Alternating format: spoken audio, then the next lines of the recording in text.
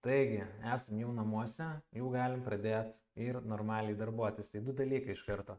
Tai pirmas, tikiuosi visiems viskas puikiai sekasi, laukit toliau gražių dipų ir pildysit spot bagus.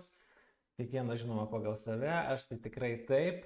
Turiu jau spot bagą šiokį tokį jau kažkur 30% užsipirkęs, dar truputėlį laukiu kai kurių valiutų, kurios dar turėtų pakristi ir jeigu pasieks mano entry, tai limitas hitins ir turėsim labai gražiai viską susipirkę.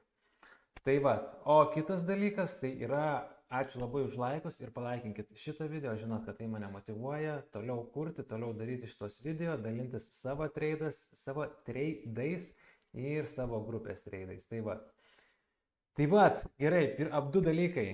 Išmetam ir toliau važiuojam su, ką mes turim. Tai turim Pepe, ar ne? Apie Pepe mes labai daug kalbam ir apie šitą treidą ypač.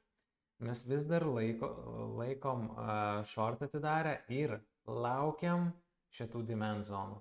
Esam žiauriai arti tarp 68 ir 58.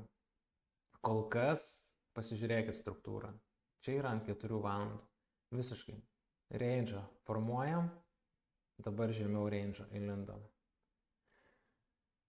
Būtų labai nice bounce'as nuo šitos zonos. Gaut break of structure, kad ir mes nebūtina yra pasiekti šią zoną. Nebūtina. Faktas, kad jeigu gautumėm didelį displacement ar ne, stiprų displacementą, tai reiškia žvakę labai stiprią, kuri išeitų.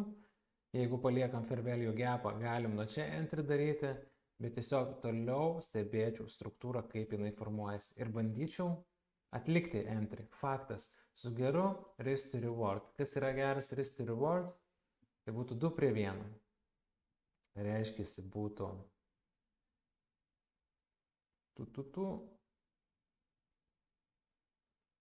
Čia nėra tiksliai 2:1, bet jeigu, pavyzdžiui, paliktų čia fair value gapą, ieškočiau bent jau, kad stop lossas būtų po paskutiniuoju low ir take profitas būtų bent jau 2x didesnis negu stop lossas. 2:1.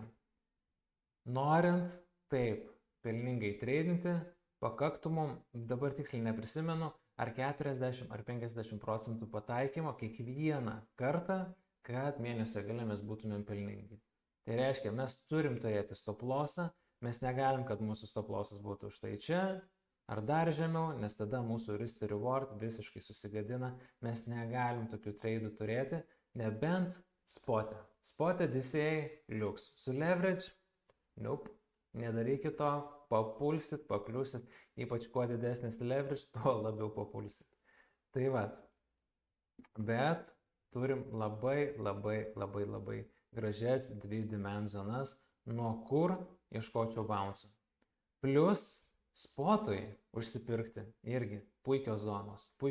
Užsimetat limit orderius ir laukit. Hitins, nehitins. Labai paprasta.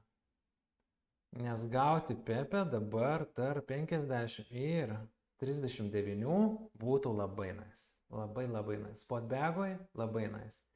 Ir jeigu nuo šito, netgi jeigu mes žemiau pakristumėm ar ne, bet vis tiek kažkada vėliau, Pepe labai karštas koinas yra, vis tiek kažkada sugrįžtumėm, įsivaizduokim ar ne, price range'as, jeigu nuo čia Pepe paimtumėm ir eitumėm link naujo all time high, arba link tiksliau, link seno bent jau. 537%. 5x. Lengvas 5x. O jeigu ne, kur dėčiau? Kur Oskaras dėtų savo stop loss, ar ne? Kur uždaryčiau jau savo spotą? Savo spotą uždaryčiau čia tikriausiai prie truputėlį žemiau 27, prie 25. Pažiūrėkim, koks būtų minusas. Minus 30%. Nice. Aš ta prasme, ne tokį treidą imčiau, tokį treidą imsiu, nes esu susidėjęs spot bagui limitus čia. Tai, bet tikrai, jeigu toliau krisim, jeigu rodys Pepe labai didelius silpnumo ženklus, faktas, kad minus 33 procentai nėra tragedija. Visiškai nėra tragedija. Palyginus su tuo, ką galim gauti, su beveik 600 procentų, nežinau, kodėl taip išsikreipė dabar, bet labai geras risk to reward čia būtų. Spotui. Su leverage taip nedarykit, kaip ir minėjau, DCA nedarykit. Tai vad, kaip matote, toliau mes laikom savo shortą ir daugiau naujienų kol kas kaip ir nėra realiai. Reikia laukti, kol keisis struktūra. Kol struktūra nesikeičia, negalim nei shorto atidaryti, nei shorto uždaryti, nei longo atidaryti. Tiesiog kol kas po truputėlį, kaip matot, krentam žemyn. Reikia laukti toliau struktūros pasikeitimų. Tai vad. Tai tiek apie Pepe.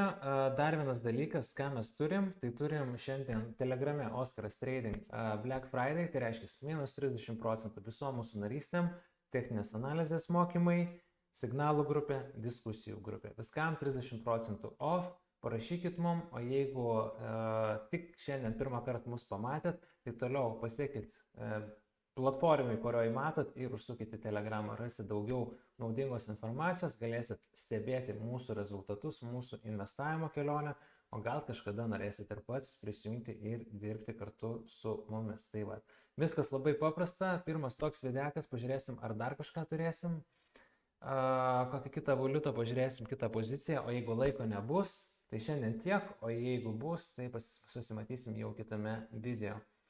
O kol kas apie Pepe tiek, ar ne? Reikia išlaukti dar truputėlį, man atrodo, žemesnių kainų. Reikia to mirtino VIK, labai norėčiau tokios mirtinos raudonos žvakės, kuri viską čia išmuštų ir tada jau supildytų mūsų orderius. Tai va, toliau laukiam.